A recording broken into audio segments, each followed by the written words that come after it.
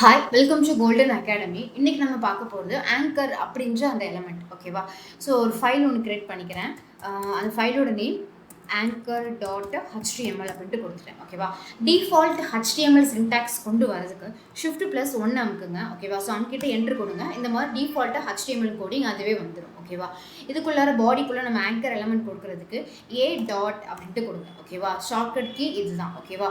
இதில் எனக்கு 2 ஆட்ரிபியூட்ஸ் இருக்கும், href அண்ட் கிளாஸ் அப்படின்றது. இப்போதைக்கு எனக்கு கிளாஸ் தேவை கிடையாது. hrefல மட்டும்தான் இந்த ஆங்கர் எலமெண்ட்டுக்கு நம்ம ஒர்க் பண்ண போகிறோம். ஓகேவா? இந்த hrefக்குள்ளே நம்ம என்ன கொடுக்கணும் அப்படின்னா, இந்த ஆங்கர் எலமெண்ட்டு ஜென்ரலாக ஒரு பேஜ்லேருந்து இன்னொரு பேஜுக்கு மூவ் ஆகிறதுக்காக கொடுக்குறது. அப்போது நம்மளுக்கு இந்த பேஜ்லேருந்து எந்த பேஜுக்கு அது மூவ் ஆகணும், அதுக்காக அந்த அட்ரஸ் தான் இந்த href அப்படின்ற இடத்துல நம்ம கொடுக்கணும். ஓகேவா? இப்போ நான் குரோம் போயிட்டு W3 ஸ்கூல் அப்படின்றது நான் கொடுக்குறேன். ஓகேவா? கொடுத்துட்டிங்கன்னா இந்த மாதிரி வரும் இல்லையா, அதில் நீங்கள் ரைட் கிளிக் பண்ணி காப்பி லிங்க் அட்ரஸ் அப்படின்றத கொடுங்க. ஓகேவா? ஸோ கிளிக் பண்ணிவிட்டு அதை கொண்டு வந்து இந்த href அப்படின்றதுக்குள்ளே பேஸ்ட் பண்ணிவிடுங்க. ஓகேவா? இதுதான் அந்த W3 ஸ்கூல்ஸ்க்கான அட்ரஸ். ஓகேவா? ஓகே, இப்போது இந்த இடம் இருக்குல்லையே ஆங்கர் எலமெண்ட்டுக்குள்ளார எப்போதும் போல் என்ன கொடுக்கணும் அப்படின்னா W3 ஸ்கூல்ஸ் அப்படின்ட்டு நான் கொடுக்குறேன். ஓகேவா? இப்போ ஒன்றும் இல்லை, இப்போ நான் இது ஒன்றுமே நான் கொடுக்காம நான் ரன் பண்ணுறேன் அப்படின்னா ரைட் கிளிக் பண்ணிக்கோங்க, ஓப்பன் வித் லைவ் சர்வர். ஒன்றுமே நம்மளுக்கு டிஸ்பிளே ஆகி இருக்காது. ஓகேவா? ஏன் அப்படின்னா நம்மளுக்கு வந்துட்டு எதை கிளிக் பண்ணால் நம்ம W3 ஸ்கூல் அப்படின்றதுக்கு போகணும் அப்படின்றத நம்ம இன்னும் வந்துட்டு சொல்லலை. ஓகேவா? ஸோ W3 ஸ்கூல் அப்படின்ற நேமை கொடுங்க. ஓகேவா? ஸோ W3 ஸ்கூல் அப்படின்றத நான் கிளிக் பண்ணால் எனக்கு அந்த லிங்க்குள்ளே அது போகணும். ஓகேவா? ஸோ இப்போ ஆக ரன் பண்ணுங்கள்.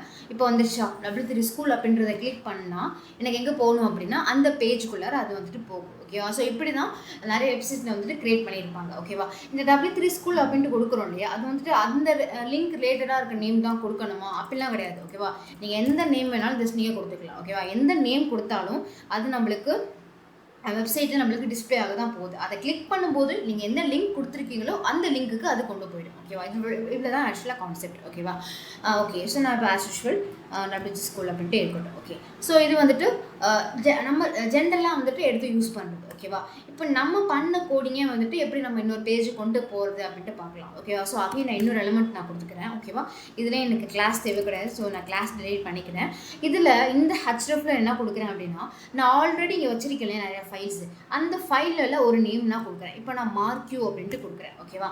அதோட நேம் என்ன, மார்க்யூ அப்படின்றத கிளிக் மீ அப்படின்றது அதோட நேமாக நம்ம கொடுத்துக்கலாம். ஓகேவா? அப்போ என்ன நடக்கும், நான் கிளிக் மீ அப்படின்றத கிளிக் பண்ணும்போது எனக்கு marku.htmlன்ற அந்த ஃபைலில் நான் என்ன கோடிங் பண்ணி வச்சுருக்கேனோ அந்த ஃபைலுக்கு என்ன அது கொண்டு போகும். ஓகேவா?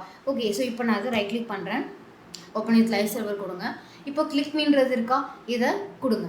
கிளிக் பண்ணிங்க அப்படின்னா நான் மார்க்யூ எலிமெண்ட்டில் என்ன கண்டென்ட் வச்சுருக்கேனோ அந்த ஃபைலுக்கான ஆக்ஷன்ஸ் நம்மளுக்கு டிஸ்பிளே ஆகும். ஓகேவா? ஸோ இப்படி தான் ஒரு வெப்சைட்டை வந்துட்டு பேசிக்காக எப்படி பண்ணுவாங்கன்னா இது மாதிரி தான் வந்துட்டு க்ரியேட் பண்ணுவாங்க. ஓகேவா? அதே இன்னொரு விஷயம், இப்போ பார்த்தீங்கன்னா எப்படி வந்திருக்குன்னா பக்கத்தில் வந்துட்டு ஆக்சுவலாக வந்திருக்கு W3 ஸ்கூலும் கிளிக் மீயும் பக்கத்தில் வந்திருக்கு. நம்மளுக்கு வந்துட்டு பக்கத்தில் வந்துட்டு வேணாம், கீழே வரணும் அப்படிங்கும்போது என்ன யூஸ் பண்ணணும் அப்படின்னா பிரேக் அப்படின்ற எலமெண்ட்டை யூஸ் பண்ணுங்க. ஓகேவா? இப்போ சேவ் பண்ணிவிட்டு பாருங்கள் எப்படி வந்திருக்குன்னா கீழே வந்திருக்கும். ஓகேவா? நீங்கள் எத்தனை பிரேக் கொடுக்குறீங்களோ அத்தனை ஸ்பேஸ் அது கீழே தள்ளி நம்மளுக்கு வந்திருக்கும். ஓகேவா? இப்போ நான் வந்துட்டு இன்னும் 2 பிரேக் கொடுக்குறேன்னு வச்சுக்கோங்க. கரெக்டாக பிஆரை கரெக்டாக க்ளோஸ் பண்ணிவிடுங்க, பிரேக் அப்படின்றது கொடுங்க. ஓகே, இப்போ சேவ் பண்ணுங்கள். சேவ் பண்ணிட்டு பாருங்கள் எவ்வளோ கேப் வந்துருக்குன்னு பாருங்கள். அப்போ அந்த பிரேக் அப்படின்றது மேலே ஒரே லைனில் இருக்கிறத கீழே நம்மளுக்கு கொண்டு வரதுக்காக கொடுக்குறது தான். அதாவது டிஃபால்ட்டாக இன்லைனாக இருக்கிற எலமெண்ட்ஸை நம்மளுக்கு கீழே பிளாக் எலமெண்ட்டாக க்ரியேட் பண்ணுறதுக்கு யூஸ் பண்ணுறது தான் இந்த பிரேக் அப்படின்ற எலமெண்ட். ஓகேவா?